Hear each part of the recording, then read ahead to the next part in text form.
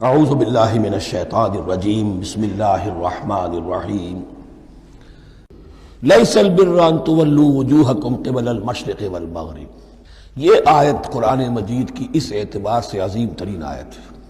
نیکی کی حقیقت کیا ہے، اس کی جڑ کیا ہے، بنیاد کیا ہے، اس کی روح کیا ہے، اس کے مظاہر کیا ہے۔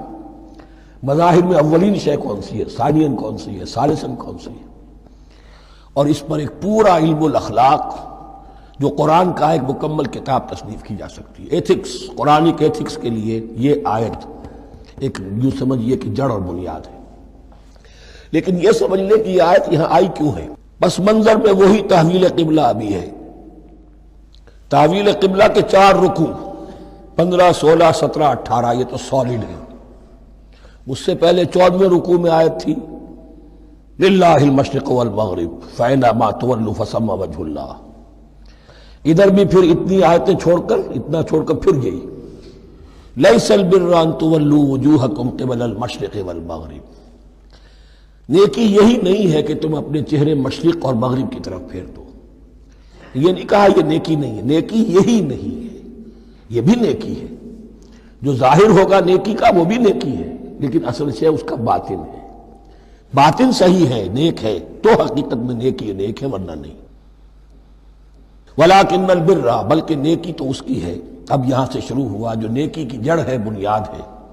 مَنْ آمَنَ بِاللَّهِ وَالْيَوْمِ الْآخِرِ وَالْمَلَائِكَةِ وَالْكِتَابِ وَالنَّبِيِّينَ۔ سب سے پہلے ایمان، تاکہ تصحیح نیت ہو جائے۔ یہ جو ایمان لائے اللہ پر، یعنی جو نیکی کر رہا ہے صرف اللہ سے اجر کا طالب ہے۔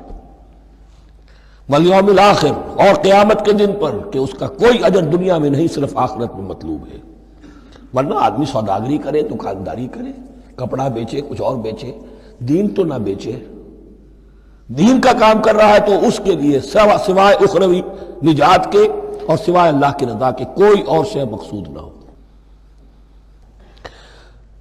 والملائکۃ والکتاب والنبیین، اور ایمان لایا فرشتوں پر اور کتابوں پر اور انبیاء پر۔ یہ تینوں مل کر ایک یونٹ بنتے ہیں۔ فرشتہ لایا دین، کتاب بن گئی، اور انبیاء پر آئی وہ کتاب۔ ایمان بالرسالت کا تعلق نیکی کے ساتھ یہ ہے کہ نیکی کا ایک مجسمہ تمہارے سامنے رہے، آئیڈیل، اسوہ۔ ایسا نہ ہو کہ اونچ نیچ ہو جائے۔ نیکیوں میں بھی ایسا ہوتا ہے، کوئی جذبات میں ایک طرف کو نکل گیا، کوئی جذبات میں ایک طرف کو نکل گیا۔ اس گمراہی سے بچنے کی ایک ہی شکل ہے کہ ایک مجسمہ مکمل، ایک اسوہ کاملہ سامنے ہو جس میں معتدل ہو تمام چیزیں، اور وہ ہمارے لیے اسوہ کاملہ محمد الرسول اللہ کی شخصیت ہے۔ نیکی کے ظاہر کے لیے ہم انہیں معیار سمجھیں گے۔ جو شے جتنی ان کی سیرت میں ہے اس سے زیادہ نہ ہو، اس سے کم نہ ہو۔ کوشش یہ ہو، آئیڈیل یہ ہو کہ بالکل انسان حضور صلی اللہ علیہ وسلم کے اسوہ کاملہ کی پیروی کرے۔ وَلَٰكِنَّ الْبِرَّ مَنْ آمَنَ بِاللَّهِ وَالْيَوْمِ الْآخِرِ وَالْمَلَائِكَةِ وَالْكِتَابِ وَالنَّبِيِّينَ وَآتَى الْمَالَ عَلَىٰ حُبِّهِ ذَوِي الْقُرْبَىٰ وَالْيَتَامَىٰ وَالْمَسَاكِينَ وَابْنَ السَّبِيلِ، اور دیا اس نے مال، یا دے وہ مال اس کی محبت کے علی الرغم، علی حبہ اللہ کی طرف نہیں ہے، علی حب المال، علی الرغم مال محبوب ہے، پھر بھی وہ خرچ کر رہا ہے ذوی القربہ قرابت داروں پر، والیتامى یتیموں پر، والمساکین محتاجوں پر، وابن السبیل مسافر پر، والسائلین اور مانگنے والوں پر، وفی الرقاب اور لوگوں کی گردنیں چھڑانے میں۔ گویا کہ نیکی کے مظہر میں اولین مظہر یہ ہے انسانی ہمدردی۔ اگر یہ نہیں ہے تو نیکی نہیں ہے۔ عبادات کے انبار لگے ہوں اور دل میں شقاوت ہو، انسان کو حاجت میں دیکھ کر دل نہ پسیجے، کسی کو تکلیف میں دیکھ کر تجوری کی طرف ہاتھ نہ بڑھے حالانکہ تجوری میں مال موجود ہو، تو وہ دین کی روح سے بالکل خالی ہے۔ یہ آپ سورہ آل عمران میں پڑھیں گے، لن تنالوا البر حتى تنفقوا مما تحبون، تم نیکی کے مقام کو پہنچ ہی نہیں سکتے جب تک کہ خرچ نہ کرو اس میں سے جو تمہیں پسند ہے۔ جس سے طبیعت گھبرا گئی، اکتا گئی، کپڑے میں جو بوسیدہ ہو گئے وہ دے دیے، حاتم طائی کی قبر کو لات مار دی، وہ نہیں۔ جو شے پسند ہے اگر اس میں سے نہیں دیتے تو نیکی کو پہنچ بھی نہیں سکتے، تمہیں ہوا بھی نہیں لگے گی۔ وَأَقَامَ الصَّلَاةَ وَآتَى الزَّكَاةَ، دیکھیے نماز اور زکوٰۃ اب آ رہے ہیں۔ یہ ہے حکمت دین کہ ایک ہے روح دین، وہ ہے ایمان، اور جو اس کے مظاہر ہے، مظہر اول انسانی ہمدردی، نمبر دو ہے پھر نماز اور زکوٰۃ، اور یہاں زکوٰۃ کو علیحدہ ذکر کیا ہے، اور اس آیت کا حضور نے حوالہ دیا ان فی المال لحقا سوى الزکاۃ۔ دیکھو کچھ لوگوں نے سمجھا بس ہم نے زکوٰۃ نکال دی تو حق ادا ہو گیا پورا، بڑی بے وقوفی ہے۔ مال میں حق ہے زکوٰۃ کے سوا بھی، اور اب آپ نے یہ آیت پڑھی، دیکھو اس آیت میں کیا ہے، زکوٰۃ کا تذکرہ بعد میں ہو رہا ہے، وَآتَ الْمَالَ عَلَىٰ حُبِّهِ ذَوِي الْقُرْبَىٰ وَالْيَتَامَىٰ وَالْمَسَاكِينَ وَابْنَ السَّبِيلِ وَالسَّائِلِينَ وَفِي الرِّقَابِ وَأَقَامَ الصَّلَاةَ وَآتَى الزَّكَاةَ۔ اس کی کیا حکمت ہے کہ ایمان کو تر و تازہ رکھنے کے لیے نماز ہے، اقم الصلاۃ لذکری، اور انسانی ہمدردی میں مال خرچ کرنے کے جذبے کو پروان چڑھانے کے لیے، برقرار رکھنے کے لیے زکوٰۃ ہے۔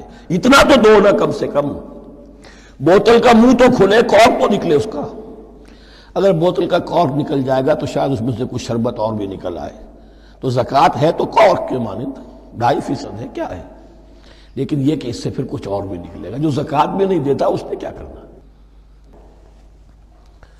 وَالْمُوفُونَ بِعَهْدِهِمْ إِذَا عَاهَدُوا، اور وہ کہ جو اپنے عہد کو پورا کرنے والے ہیں جب کوئی عہد کر لیں۔ سب سے بڑا عہد اللہ سے کیا، لَسْتُ بِرَبِّكُمْ قَالُوا بَلَىٰ، پھر عہد شریعت کا ہے کہ جو ہم نے کیا اللہ کے ساتھ، پھر آپس میں جو بھی معاہدے ہو جائیں، اور معاملات انسانی سارے کے سارے معاہدات کی شکل میں، شوہر اور بیوی کا معاملہ بھی ایک معاہدہ ہے، marriage is a social contract. شوہر کی ذمہ داریاں ہیں، اس کے فرائض ہیں، بیوی کی ذمہ داریاں اس کے فرائض ہیں، شوہر کے حقوق ہیں، بیوی کے حقوق ہیں، پھر جو بھی امپلائر امپلائی ریلیشن شپ ہے معاہدہ ہے، کانٹریکٹ ہے، جو ہمارا آپ کا پولیٹیکل سسٹم ہے وہ بھی معاہدوں کے اوپر مبنی ہے، بڑا بزنس جو ہے وہ کانٹریکٹ میں چلتا ہے۔ تو اگر ایک چیز پیدا ہو جائے کہ جو عہد کر لیا ہے اسے پورا کرنا ہے، تو ساری اسٹریم لائننگ ہو جائے گی تمام معاملات کی۔ وَالْمُوفُونَ بِعَهْدِهِمْ إِذَا عَاهَدُوا وَالصَّابِرِينَ فِي الْبَأْسَاءِ وَالضَّرَّاءِ وَحِينَ الْبَأْسِ، اور خاص طور پر صبر کرنے والے فقر و فاقہ میں، جنگ کی حالت میں اور تکلیف میں۔ یعنی ایک نیکی ہے بدھ مت کے بھکشوؤں کی نیکی، ایک نیکی یہ ہے، یہ نیکی باطل کو چیلنج کرتی ہے، یہ نیکی خانقاہوں تک محدود نہیں ہوتی، یہ نیکی صرف انفرادی سطح تک محدود نہیں رہتی۔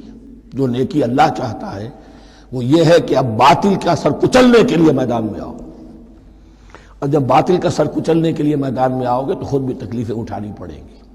صحابہ کرام کو بھی جانیں دینی پڑی ہیں، سینکڑوں صحابہ نے جام شہادت نوش کیا۔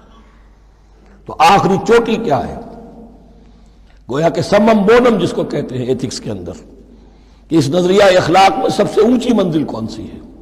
وہ سمم بونم جو ہے اسلام کا، وَالصَّابِرِينَ فِي الْبَأْسَاءِ وَالضَّرَّاءِ وَحِينَ الْبَأْسِ وَلَا تَقُولُوا لِمَنْ يُقْتَلُ فِي سَبِيلِ اللَّهِ أَمْوَاتٌ بَلْ أَحْيَاءٌ وَلَٰكِن لَا تَشْعُرُونَ۔ وہ آیت یاد کر لیجیے، اولئک الذین صدقوا، یہ ہیں لوگ جو سچے ہیں، دعوت و نیکوکاری کا بہت شوق ہے، یہ ہیں وہ لوگ کہ جو سچے ہیں، وَأُولَٰئِکَ هُمُ الْمُتَّقُونَ، اور یہی حقیقت میں متقی ہیں۔ تمہارے ذہنوں میں کوئی اور نقشے بیٹھے ہوئے ہیں، کوئی لباس ہے، وضاقتہ ہے، بس یہ بڑا متقی آدمی ہے۔ تقویٰ اس کا نام ہے، یعنی یہ پوری انسانی شخصیت کا ایک ہیولہ ہے، ایک پوری انسانیت کا ایک فرد کا نقشہ کھینچ دیا گیا، کیریکٹر کا، اس کے اندر روح ایمان اور خارج میں اس ترتیب کے ساتھ دین کی یہ تقاضے اور نیکی کے یہ مظاہر موجود ہیں۔ اللہم ربنا اجعلنا منہم، اللہم ربنا اجعلنا منہم۔